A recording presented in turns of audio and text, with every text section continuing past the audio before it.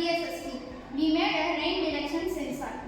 Many people dry their clothes in open areas like balconies and terraces. When it suddenly starts raining, the clothes get wet. Inconvenience and time waste. This project aims to automate the process and sensor, detect the rain and move the clothes to safety without human inconvenience.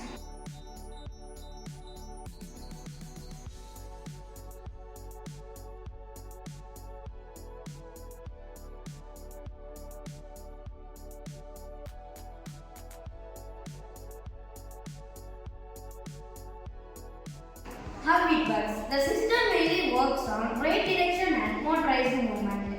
Firstly, the rain sensor detects the presence of rain. When rain is detected, it sends a signal to the microcontroller. Example, Arduino.